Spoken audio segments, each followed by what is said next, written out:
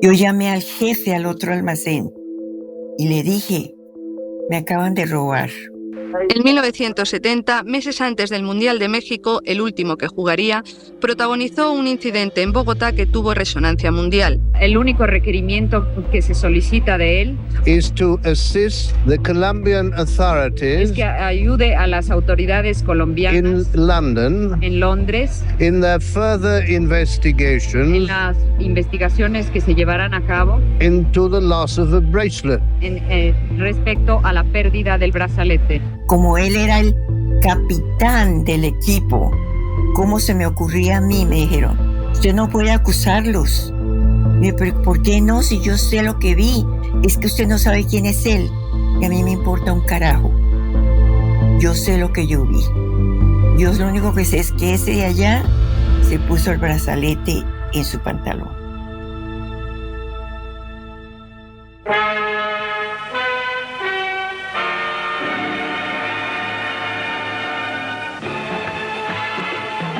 Hello and welcome to This Is Your Life.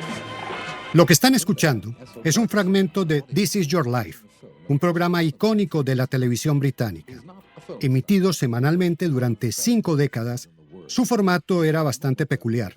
En cada episodio, una personalidad destacada del Reino Unido era sorprendida con un emotivo homenaje.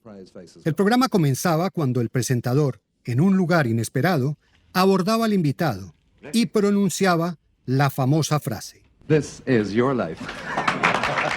Esta es tu vida. Acto seguido, el homenajeado era conducido al estudio de grabación.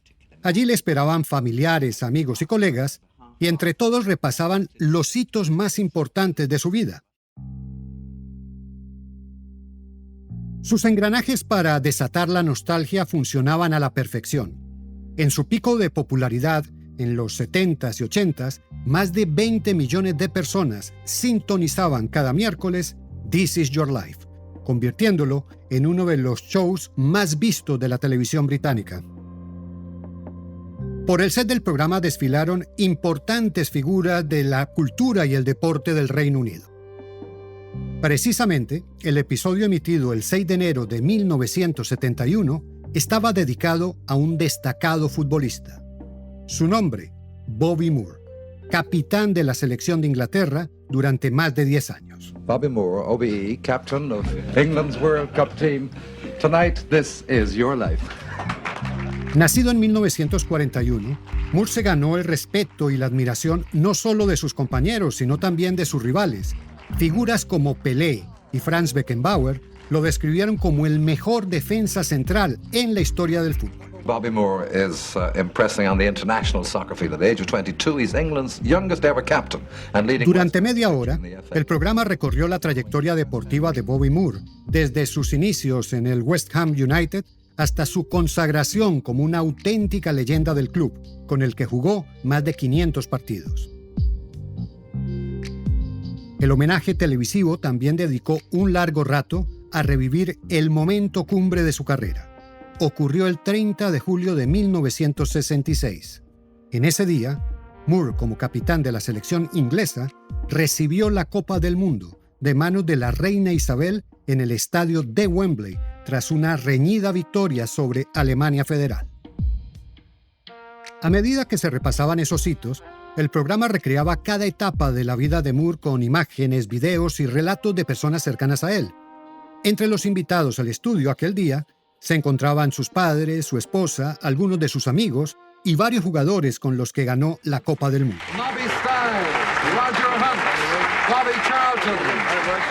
Pero cuando el programa estaba a punto de terminar, el presentador anunció que quedaba una última sorpresa, un invitado especial que había recorrido más de 9.000 kilómetros para llegar al set.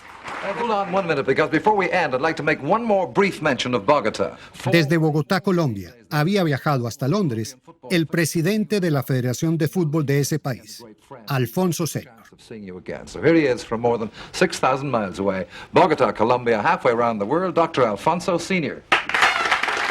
Pero ¿qué hacía este colombiano cruzando medio mundo únicamente para participar durante unos pocos minutos en este homenaje televisivo?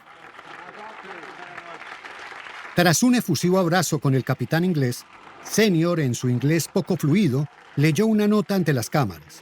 En esas pocas líneas se hallaba la razón que lo había unido a Bobby Moore en circunstancias muy azarosas. Senior se refería a ellas como los 4 días terribles que él y el capitán inglés compartieron en Colombia. Those 4 days were terrible for me. The telephone was ringing all the time. People were coming to my house to ask for Bobby author. His autograph, yes. Even the detective. Senior recordaba aquellos días en Bogotá como una verdadera pesadilla. Las llamadas no cesaban y por su casa revoloteaban curiosos en busca de un autógrafo de Bobby Moore. Incluso los detectives, ríe Senior al recordarlo, abandonaban su papel de funcionarios y se convertían en fans, en busca de la firma del campeón del mundo. But I was happy to do all this for Bobby Moore. Minutos antes, ya otro de los invitados se había referido al incidente de Bogotá. Se trataba nada más y nada menos que de Alf Ramsey, el entrenador de la selección inglesa. One of the most important things I will remember about you is your episode in Colombia, in Bogotá. Para Ramsey, uno de los recuerdos más impactantes que guardaba de Bobby Moore era aquel episodio vivido en Bogotá. I think as the England team manager at that time, I was pleased that if anyone had to be subjected to this sort of pressure, it was you. The best of luck to you, Bobby. El entrenador inglés destacó que a pesar de la intensa presión que vivió Moore en Colombia, demostró, según él, una fortaleza excepcional, enfrentando una situación que pocos habrían sido capaces de soportar. Pero tras escuchar a Ramsey, el rostro de Moore se tornó serio. Su incomodidad era evidente, como si hubiera preferido no recordar el mal rato vivido en Bogotá. Para infortunio de Moore, sin embargo, aquel episodio en Colombia lo seguiría acechando a lo largo de toda su vida. Su nombre quedaría inevitablemente ligado a lo ocurrido en su primera y única visita al país, cuando se vio envuelto en un escándalo inesperado que empañaría su legado. Soy Félix de Bedut y desde Peripecia y la no ficción, esto es El Capitán y el Brazalete de Esmeraldas. En esta serie vamos a revivir los pormenores de un escándalo deportivo y diplomático que involucró a uno de los jugadores de fútbol más importantes del planeta y que tuvo como epicentro la capital colombiana. Y así llegaron en el carro, mi papá, Bobby Moore y los 2 agentes del DAS. La reina Isabel y todos esos llamaban aquí y todo el mundo les corría y el ministro les pasaba.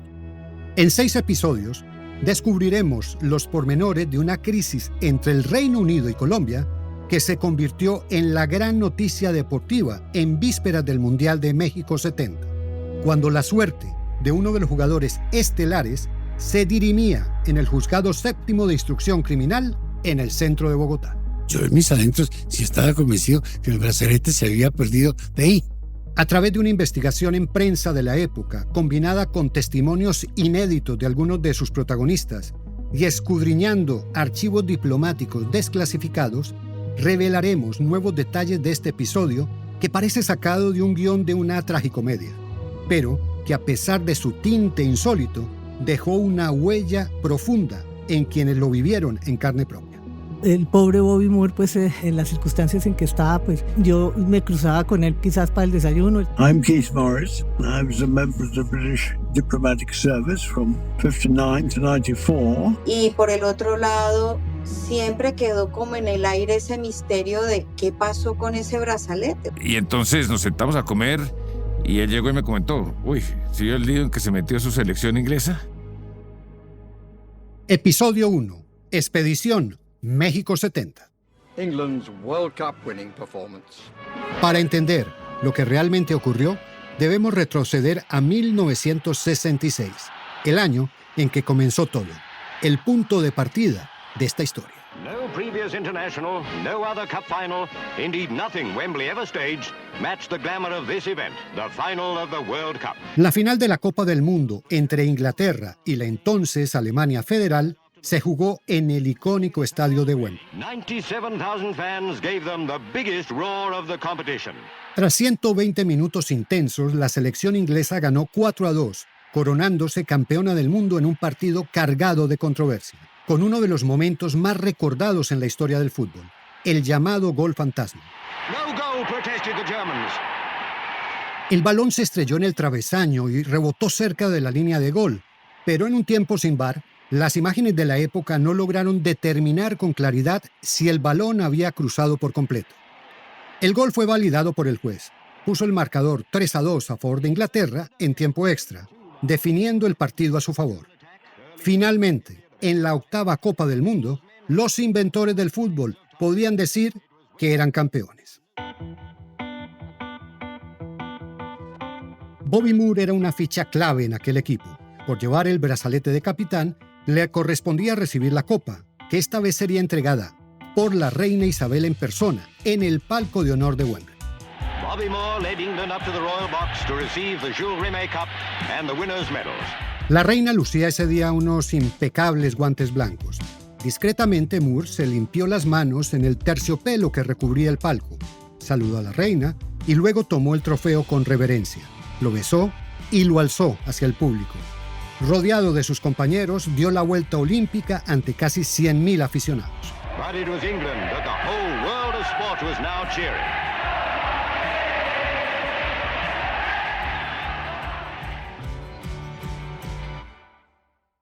Tras ganar el Mundial, Inglaterra buscaba prolongar su buena racha con una generación de jugadores que parecía destinada a mayores logros. Sin embargo, en la Eurocopa de 1968, la selección sufrió un duro revés en semifinales y solo logró asegurar el tercer puesto. Con la Copa Europea fuera de su alcance, el siguiente objetivo era claro: revalidar su título mundial en México 70, demostrar de esa manera que su victoria en Wembley no había sido un hito aislado, marcado por la controversia, sino el comienzo de una era dorada para el fútbol inglés. En el Reino Unido, el ambiente previo al Mundial de México 70 era de un optimismo desbordado. Inglaterra llegaba al torneo sin duda como una de las selecciones favoritas.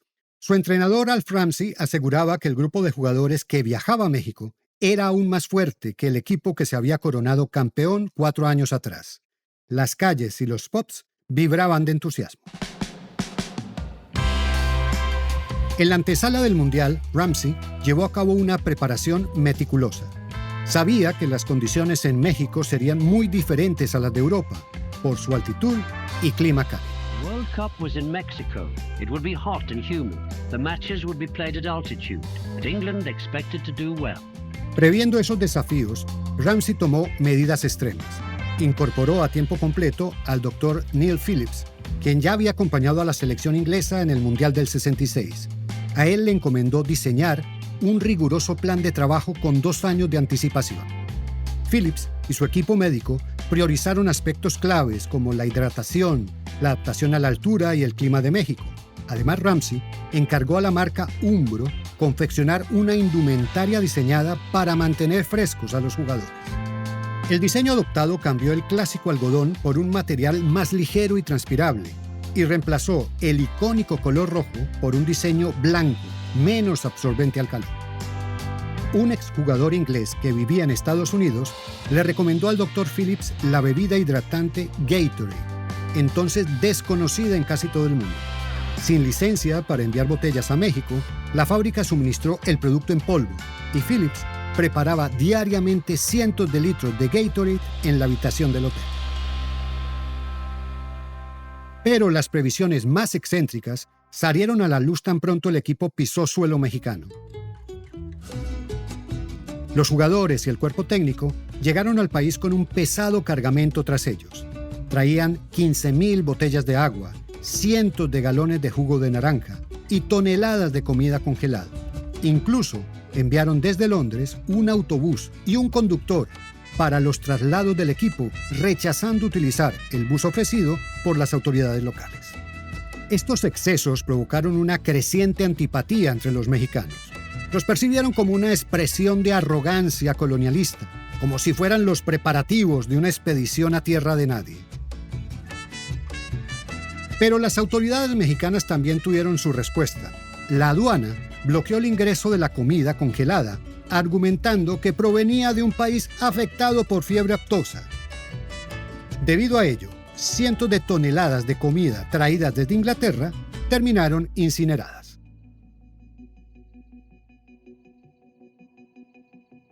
De acuerdo con el plan diseñado por Ramsey, los primeros días en México debían ser tranquilos. La prioridad era acoplar el equipo a las condiciones locales. Por eso, la agenda incluía, además de algunos entrenamientos ligeros, una serie de actividades recreativas como ejercicios de relajación, juegos de cricket, una tarde de rodeo y una salida al campo de golf. Para adaptarse a la altura en que jugarían algunos partidos, Ramsey y el Dr. Phillips habían planeado que el equipo viajara a Colombia y Ecuador después de pasar 2 semanas en México. La selección inglesa tenía previstos partidos amistosos en Bogotá y Quito, ciudades situadas a más de 2.500 metros sobre el nivel del mar. Esos encuentros también servirían para definir el equipo final y descartar a 6 futbolistas que quedarían fuera de la convocatoria definitiva para el Mundial. England flew out to Colombia to acclimatize to the heat. El 18 de mayo de 1970, la selección inglesa aterrizó en el aeropuerto de la capital colombiana a las 4 de la tarde. The players were confident. They were world champions. They were a better team than 66. They had Bobby Moore. Durante el breve trayecto desde el aeropuerto El Dorado hasta el Hotel Tequendama, el más prestigioso de la ciudad en aquella época, muchos jugadores ingleses quedaron impactados con lo que vieron. Al defensa Brian Lavon se le quedó grabada la imagen de un caballo muerto en plena calle, que parecía, según él, haber estado allí durante meses. Años más tarde, describió su experiencia en la capital colombiana como, comillas, estar en el fin del mundo. Pero la aprehensión de los ingleses contrastaba con el ánimo festivo de los colombianos.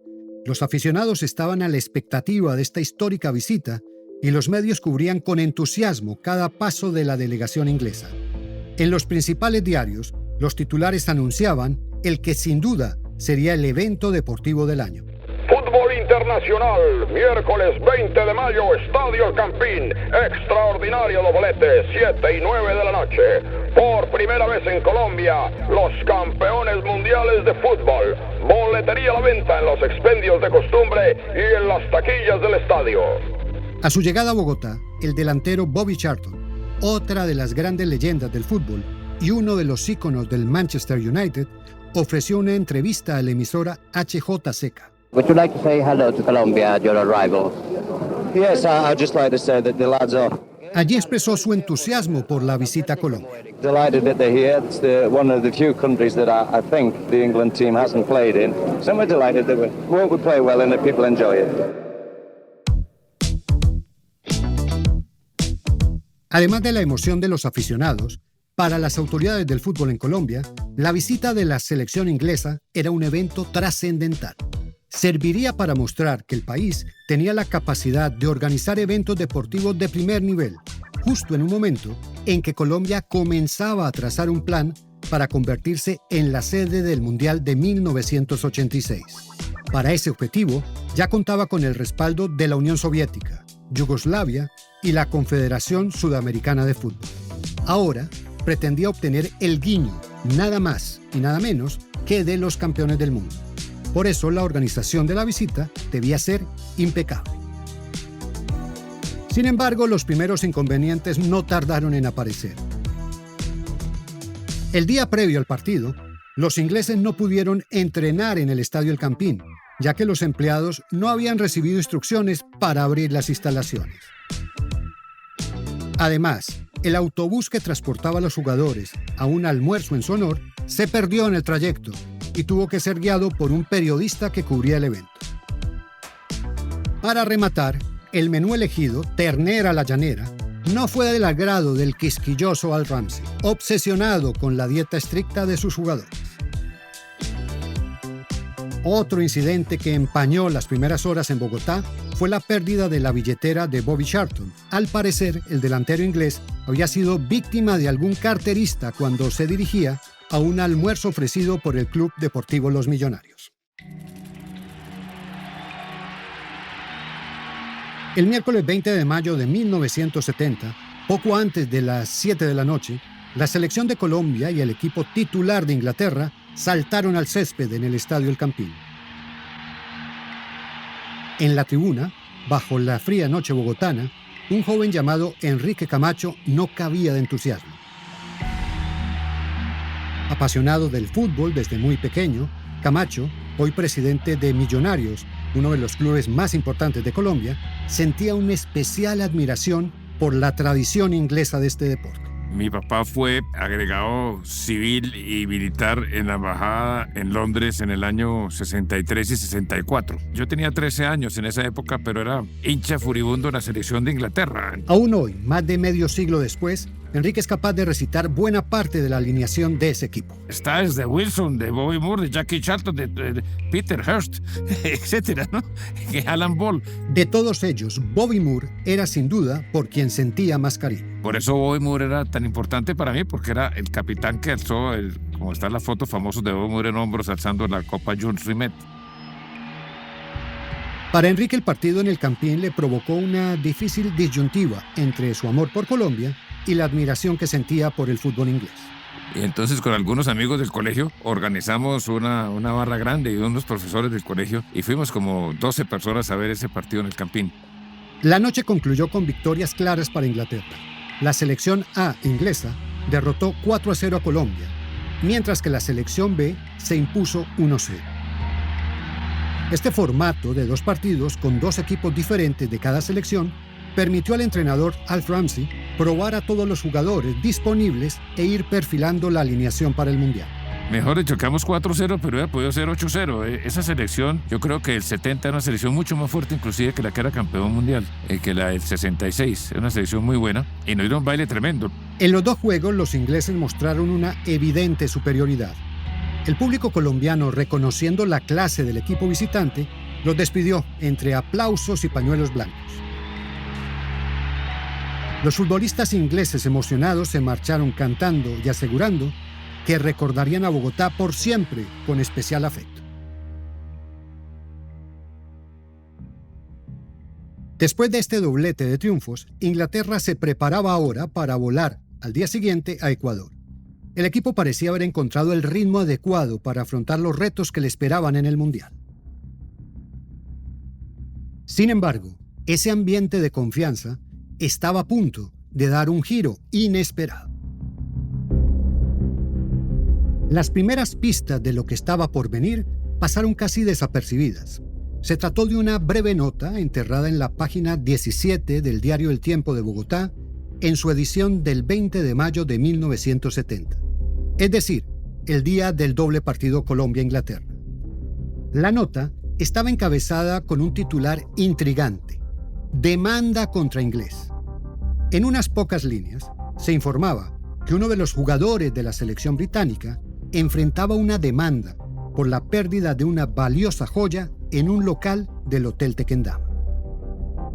El artículo no revelaba la identidad del personaje. Sin embargo, pocos días después, su nombre estaría en boca de los aficionados al fútbol y coparía las portadas de los periódicos, no solo en Colombia, sino en el mundo entero. Ahora, ¿quién cogió la pulsera? Si yo hubiera podido saber, pero que uno de ellos se la llevó. Lo que en principio parecía un incidente menor en un local comercial de Bogotá, pronto se transformaría en un escándalo deportivo y diplomático en letras mayúsculas, sacudiendo al equipo inglés y poniendo incluso en duda la participación en la Copa del Mundo de uno de sus jugadores más emblemáticos, el mismísimo Bobby Moore.